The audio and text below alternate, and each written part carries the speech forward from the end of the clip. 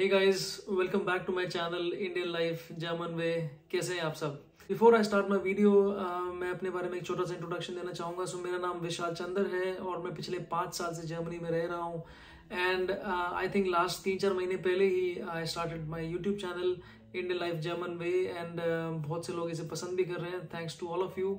सो मेरा main reason ये चैनल बनाने का इसलिए था so that I can provide more and more information about Germany.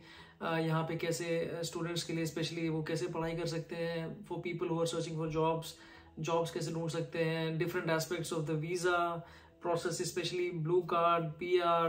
So I wanted to come together and एक ऐसा प्लेटफॉर्म बनाना चाहता था जहाँ पे मैं मैक्सिमम इंफॉर्मेशन, मैक्सिमम आइडियाज जो मेरा एक्सपीरियंस है जर्मनी में रहने का वो शेयर कर सकूँ।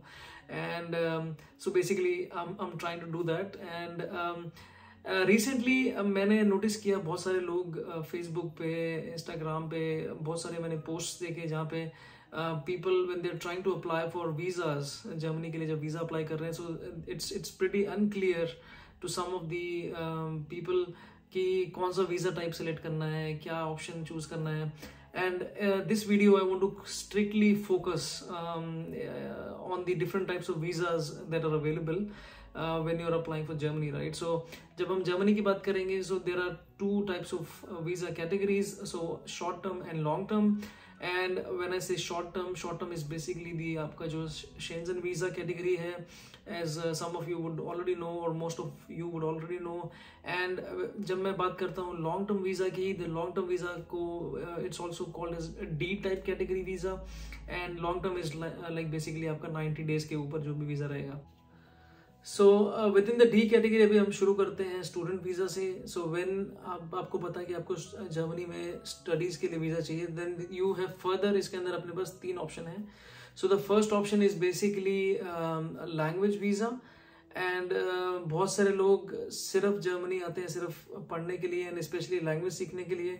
सो अगर आपको जर्मनी आना है और सिर्फ लैंग्वेज सीखना है, then you have an option कि आपको जर्मनी लैंग्वेज वीज़ा आप उसके लिए अप्लाई कर सकते हो, प्रोवाइडेड आपको ऑलरेडी एक एडमिशन है किसी भी इंस्टीट्यूट से।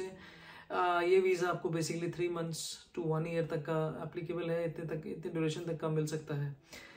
देन नेक्स्ट हमारे पास ऑप्शन है, दूसरा ऑप्शन है कि student visa. And student visa normally it's a long term visa and ये visa is only applicable provided you have an admission. So आपको एडमिशन मिल गया है and I already made a video on that topic ki how to study in Germany, and I will share the link in the description and you can check that out also. But in case you got an admission, as I said, तो आपको basically student visa के लिए apply करना है, which is a long term visa. and इसके अंदर एक और ऑप्शन रहता है अपने पास, थर्ड ऑप्शन ये है कि स्टूडेंट एप्लीकेंट वीज़ा बोलते हैं उसको, which means कि आपका अभी किसी यूनिवर्सिटी में सिलेक्शन नहीं हुआ है, you have applied for it, लेकिन you might need to go to Germany to take some exams or tests which are required as per the requirement from the institute, from the college, and then you can apply for this visa. But this visa is certainly not like a really long term visa. It would depend upon it would range from 3 months to 6 months. So after that we talk about the second visa type, which is the family reunion visa. And family reunion visa is basically उन लोगों के लिए है जो अपनी family को join करना चाहते हैं जर्मनी में। या सो अगर मैं फॉर एग्जांपल यहाँ पे जॉब कर रहा हूँ ऑलरेडी एंड मेरी family is still in India and I want to get my family to live with me, then I need to choose this option family री। सो फ्रेंड्स, अभी मैं बात करूँगा एम्प्लॉयमेंट वीज़ा के बारे में, and this is also D type visa.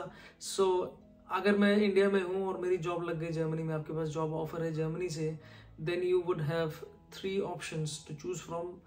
First is कि आपको एक स्टैंडर्ड टेम्परेरी रेजिडेंस परमिट के लिए अप्लाई करो, या फिर दूसरा ऑप्शन है कि आप एक ब्लू कार्ड के लिए अप्लाई करो, या फिर तीसरा ऑप्शन है कि आप डायरेक्टली परमानेंट रेजिडेंसी के लिए अप्लाई करो। Temporary resident permit is the basic level, which means कि आपको अगर जॉब ऑफर जर्मनी से आया है, and then you need to also know that there is also something known as a blue card. and I have मैंने blue card के ऊपर अलग से पूरा वीडियो बनाया है, you can check that out with a special German expert in that video. and so if अगर आपका जो जॉब ऑफर है वो ब्लू कार्ड का क्राइटेरिया मीट नहीं करता है, then you need to apply for a temporary resident permit. And temporary resident permit apply करने के लिए the most important factor is कि आपको जो जर्मन एम्प्लॉयमेंट एजेंसी है उसका अप्रूवल चाहिए रहता है, and that approval letter is also known as ZAV।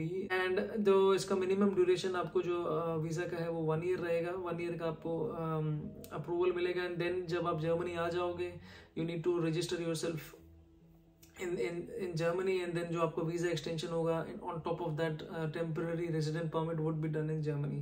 So India से आपको सिर्फ 1 साल का visa मिलेगा, and provided you also need to get the approval from the employment agency. Second option is that you can apply for a blue card sitting in India. As I said, मैंने एक पूरा video बनाया blue card के ऊपर, and in order to apply for a blue card there are minimum requirements जो आपको meet करनी है, जैसे कि आपको एक मिनिमम लेवल ऑफ सैलरी चाहिए, आपका जो एजुकेशन सिस्टम है, जो आपकी जो कॉलेज है, जो डिग्री है वो जर्मन एनाबिन सिस्टम के अंदर रिकॉग्नाइज्ड होनी चाहिए, एंड बहुत सारे criteria then you need to meet. So अगर आपको लगता है कि आपके सारे क्राइटेरिया मीट हो गए हैं then you have also to an option to apply for a blue card.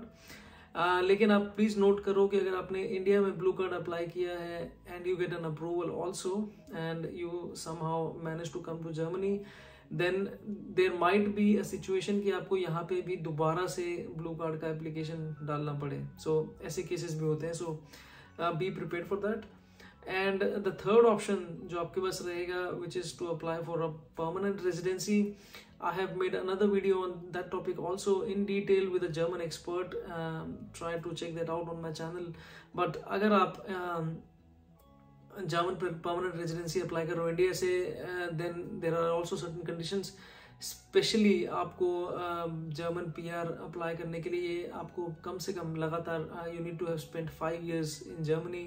आपको लगातार 5 साल आपने जॉब करी होनी चाहिए, या फिर सेल्फ एम्प्लॉयड अगर आप जर्मनी में रहे हो, and you have paid the social security contributions in Germany, then you are eligible for a PR।